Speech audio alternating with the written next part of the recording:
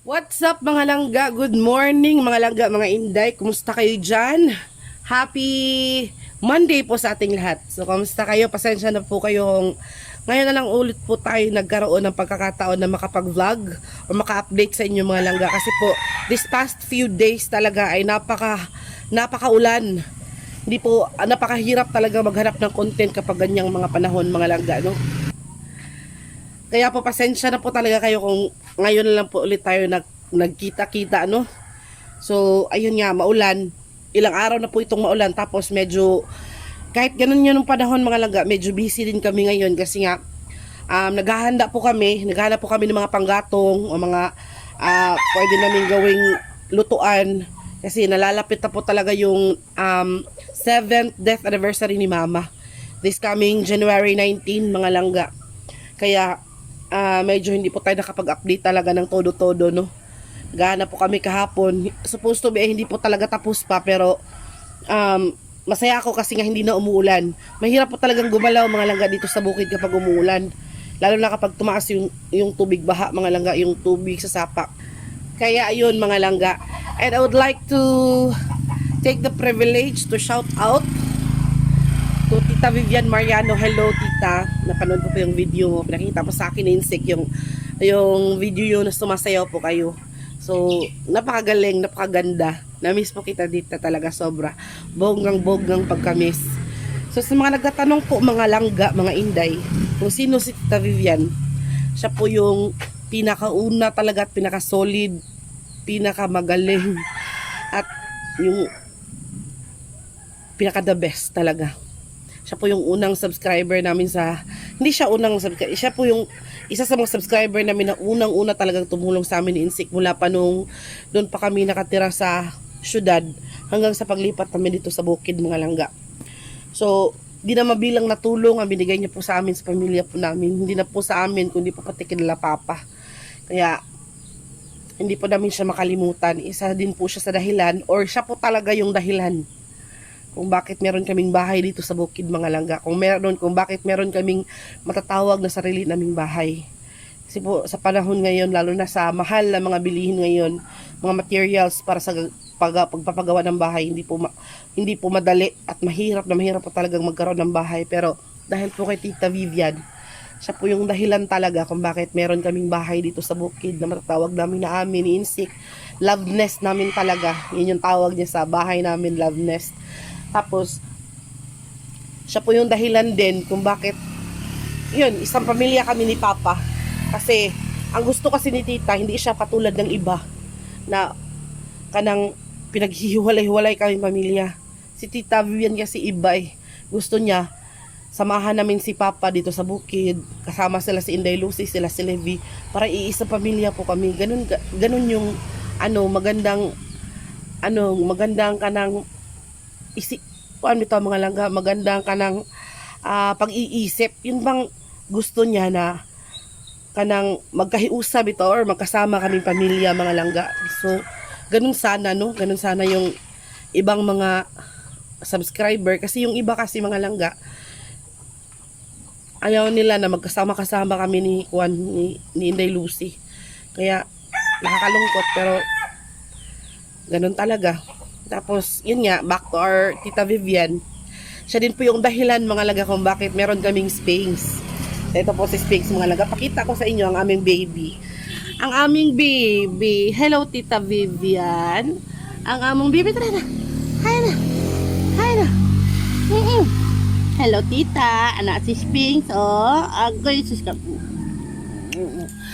So siya yung dahilan mga laga kung bakit meron kaming Spanx. Kasi nga, since wala pa kaming anak ni Insik, yun, binilhan niya po kami ng Spanx. Grabe po yung pagmamahal niya po sa amin. Kaya po hindi po namin siya makakalimutan mga langga. Kaya, nandito po siya sa Pinas ngayon, somewhere in Manila. Tarlac yata yung sa kanila. Pero, hindi ko alam yung talaga. Pero nasa Pilipinas siya ngayon.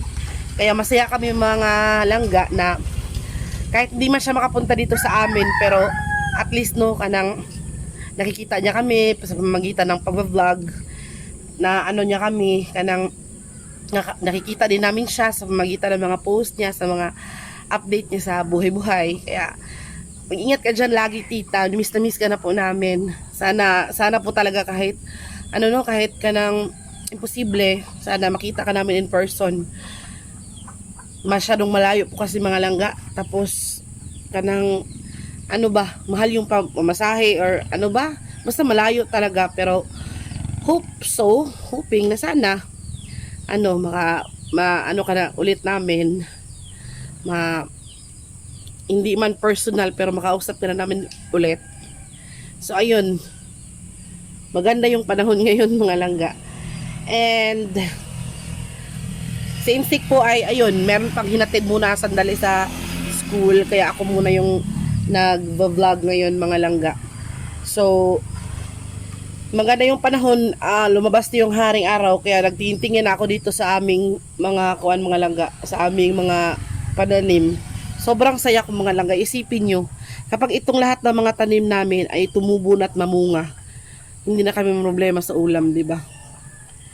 Kaya nandito kami sa labas ni Sphinx. Galing po kasing kaming walking. Tapos, tapos kami mag-walking, iniwan ko siya dito sa labas para mag-sightseeing. Tapos ako naman doon sa loob ay naglilinis. Alam nyo naman yung everyday household chores natin. Kaya, let's go mga langga, tingnan muna natin yung ating mga pananim.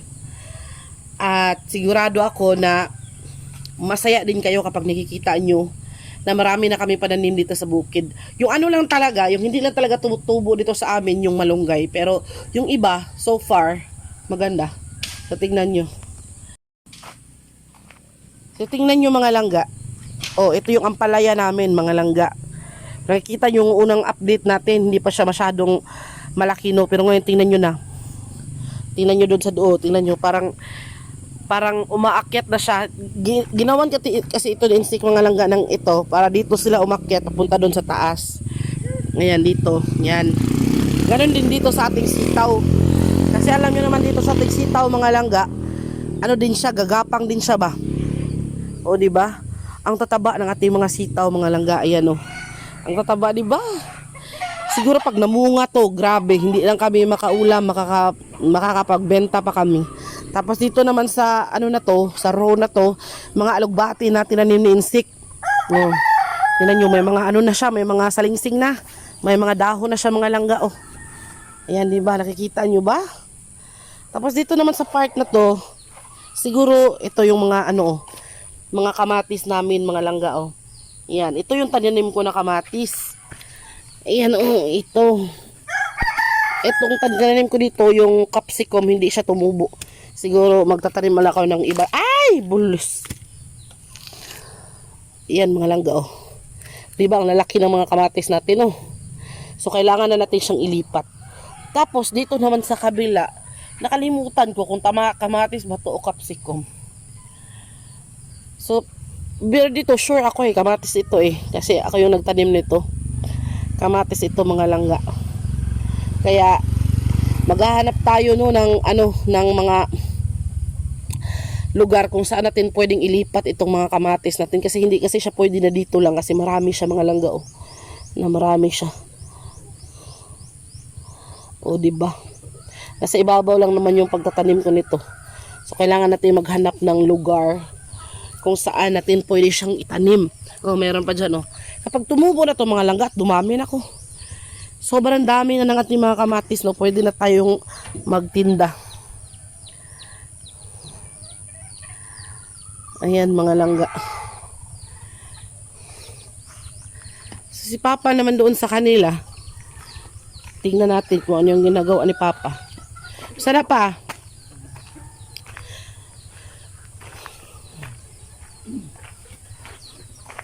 Ito yung aming mga, tingnan nyo yung ampalaya namin dito mga langga. Nikatay na siya. Nikatay na. Diba?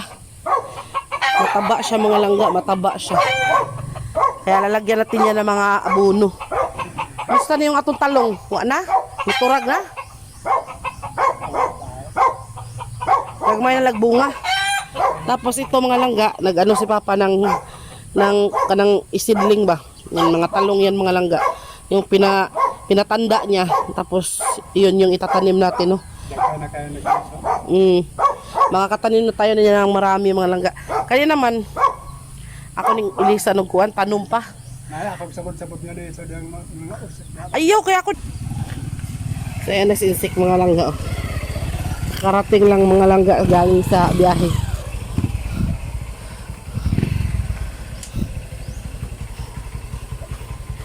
Siping, shot na mo na, baby. Sen mga langga, no, maglipat kami. Bugalan sa pa. Ito yung lipatan namin ng kamatis mga langga. Lisat sa dahil. Ito, pasar talaga mo ka anda. Tapos talagang kuwan. Na? Oo, kana. Tambak na nila ka. Ano dyan kaya? So, dito namin nilipat yung kamatis mga langga. Ay. Usa lang dyan din na nagay. Pus, dako ka ba ng karatis? Dago na. Oo, asap ka rin na ito kuwan. Ay, Kana din ako, kanang ato ng kuwanan diha ba? Muna! Lipat natin yan mga langga. Careful pa, careful. Uy. Doon ka buwag. Sige lang, kana lang. Ade ba magbuwag ra na? Magbuwag na eh. Wa man kami nakalain. Og magkabuwag din. Na. Laki abono halayan. Nakatungkol sa napod. Grabe. So isa-isa lang muna sa isang kuwan mga langga kay tutubo pa man to, lalaki pa man to eh. Sa pagades yuta pa na daghan pa kay kana balhinunon. Dagan lagi dai. Naman tay kan kono nga. Kay kana naman kapaya. Kana ko na mga kuha ala kay aron dili ta mailad ana. Ay so pulos kita sa kapaya. Ang mga lisa man na to dahil nga pangon sa manok na pangay kay.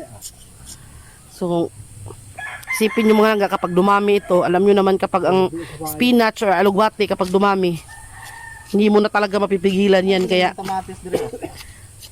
Na sila.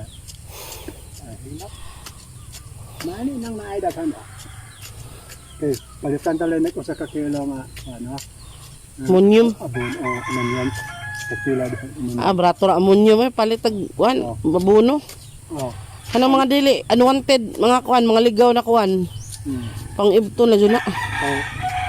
Kamatis ay. Kanong ta magkamatis kanong nga namay mga prog kamatis. Basta nga mong gitanom din ha.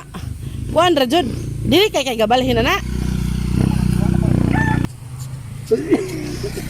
So, ayun mga langga, isipin nyo ha kapag tumubo na itong mga kamatis natin, madami, malalaki pa naman itong kamatis natin, mga hybrid to. Tapos kapag dumami, hindi lang tayo makakain ng bonggang-bongga, makakapagbenta pa tayo mga langga, no? So maraming bumibili dito mga langga. Bananan gano na. Anay, bananan dyan na. Daghan mo na. So maganda talaga mga langga kapag mainit mga panahon, lalabas na yung haring araw. Makakagalaw-galaw tayo dito sa labas. Ano pa? Na, iyay. Dagkog bunga ha. Dagkog bunga, dagko. Dool ra bang kayo dihan. Pero To kay baligyaan. daw. Kana ibutan na dire lang ay kanang balde lang dire eh. Okay, wa gira nagkasakot. So ayun mga lang, schedule kasi namin ni ngayon ni Bibi Sping sa maligo mga langga. Kaya paliguan natin si Bibi ngayon. Kasi nung mga nakaraang araw, hindi namin siya pinaliguan ni Insik kay one man kanang maulan ba, maginaw.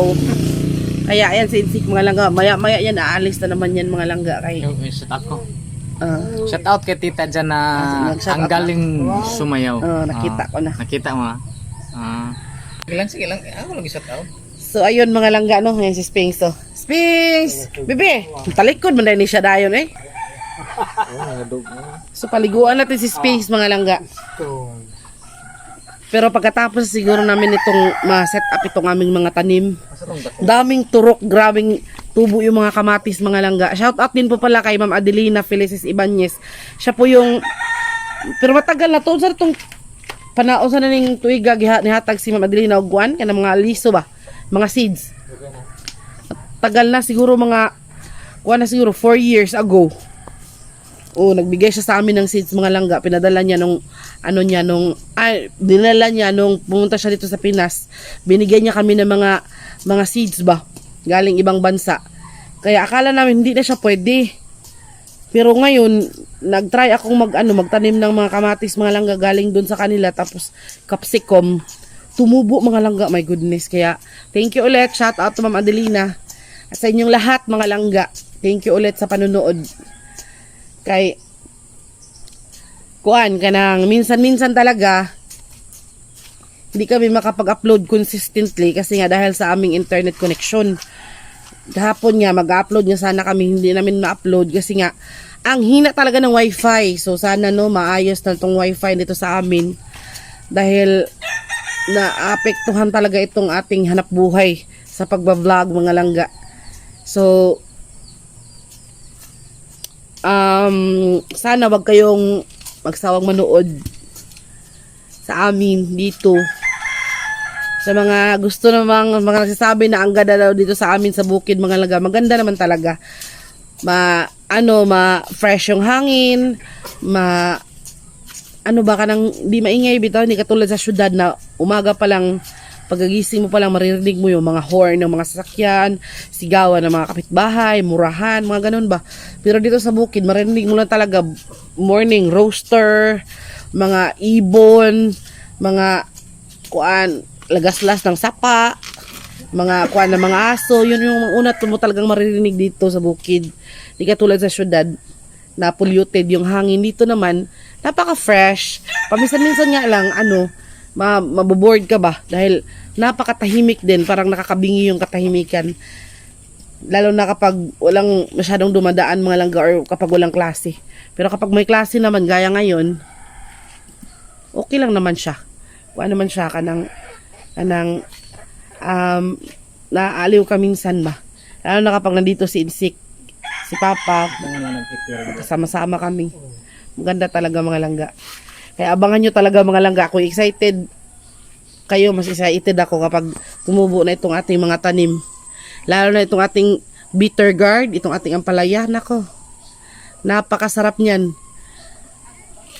Kapag hindi natin, hindi natin kaya ng parang masyado ng madami, pwede naman nating ibenta. Marami naman bumibili dito mga langga. Maligo na tayo Ligo na tayo, dali. Girren, ako dadong, baby. Up. Hi, tita. Hello, tita. Darain mong Sphinx, oh. Dito na yung Sphinx mo. Maliligo na daw siya. May sanina pa siyang blue. Sa mga nagtatanong naman po, mga langga, kung bakit namin tinatali minsan si Sphinx. Kasi mga langga, maraming aso dito. Minsan, isang beses nga, nung hindi namin siya tinali, tapos pinaupo lang namin siya dito sa may lantay, may papag. Sus, pag nakita niyo yung ibang aso, alam niyo naman yung ibang aso, lalo na si Sphinx mga langga. Lagod lang me. Territorial si Sphinx mga langga. Ayaw niya ng may ibang aso na kanang pupunta dito sa amin. Kaya nung nakita niya yung ibang aso, hinabol niya mga langga, nahirapan kami maghabol. Yung aso pala na hinabol niya, parang baliw ba? Mabuti na lang hindi siya na napuruhan. Sus, delikado. Kaya pag nandito kami sa labas mga langga, na meron talaga siyang kanang tali, pero pag nasa loob naman siya, pinabayaan naman namin siya magtakbo-takbo doon sa loob. No, bebe no? Bebe, ang bebe ni mami, Si Sphinx po ay, magkasunod sila ng birthday ni mama. This coming February 7, si Sphinx, 5 years old na si Sphinx mga langga. Imagine, kung bata lang to si Sphinx, meron na sana kaming kanang malaking bata na. 5 years old na bata, no? Pero kahit hindi to bata mga langga, lalo na sa mga 4 parents dyan na nakaka-relate, kahit hindi to bata, kahit aso to mga langga, pero grabe yung saya na binibigay nito sa aming buhay ni Insik mga langga. Napupunan nito yung lungkot namin. Ayan, ganyan namin yan kamahal. Kahit minsan isog yan mga langga, minsan matigas ang ulo niyang aming bibi, pero Palaihi man eh. sobrang mahal namin to mga langga. Sobrang baby namin to, hindi talaga namin to maiwan-iwan. Yung sabi ng iba, nag-alaga tayo ng aso para may magbantay sa atin, pero hindi naman tayo makaalis kaya may magbantay sa aso. Yun yung mahirap. Pero kapag for parent ka talaga mga langga, tanya na. Kuhaan mo talaga. Ganun siya kapag merong ibang aso. Matapang kasi to mga langga. Kasi yung breed ni Sphinx, sa mga nagtatanong, mixed breed siya. Pomeranian at kanang Japanese Spitz, yung ano niya, yung mama niya yung Pomeranian, papa niya yung Japanese Spitz. Kaya yung mga Japanese Spitz ay mga territorial yan, mga langga, yung mga patatapang na aso. Kasi si Sphinx talaga kapag nakakita ng mga ibang aso, ano talaga siya, matapang talaga siya. Ayaw niya ng mga ibang aso na lumalapit dito sa amin. Pero yung mga aso naman dito sa amin, okay lang. Pero yung iba talaga na nasa malayo nakatira tapos dumadaan dito, ayaw niya, galit talaga siya. Gusto niyang kanang habulin talaga, gusto niyang kanang parusahan, di ba baby na? Matapang kasi itong baby namin Itim na talaga siya mga langga. Yung sana namin, choices namin ni Insect, napili kasi kami ni auntie. Yung black ba or yung brown? Ni tita, tapos ni Tita Vivian, tapos napili niya kami kung black ba or brown. Gusto ko naman yung brown sana, kaso lang babae siya. Kaso yung babae mga langga, kapag hindi siya maanuhan ba kapag in-hit siya, kapag hindi siya magkaroon ng boyfriend, magkasakit daw, mahirap daw yun. Kaya gusto din ni Insect itong si Sphinx, lalaki din, dahil yung kanyang kulay, wala kasing katulad dito sa kanya mga langga na itim talaga siya lahat. Kaya gusto ni Insect, kaya bato-batupik kami kung ano talaga. Kaya nanalo si Sphinx. Itim na itim yung yung balahibo niya. Tapos dadamitan lang namin siya ng makulay gaya ng orange, ng red, ng blue, para kapag sa gabi, Kita ko lang walang ilaw. oo, kapag sa gabi mga langga, makita pa rin namin siya kapag walang ilaw. Kasi sobra talaga tong kuan, maitim talaga. Sus. Love na love man namin to Kaya thank you talaga Tita Vivian for giving me this beautiful baby. Ay pala isi. Ang galing mo po titang sumayaw. So sana makasayaw ka namin, char. Hindi pa naman ako marunong sumayaw. Galing siya Ano ulit? Tita, tingnan mo. Ano ulit ba?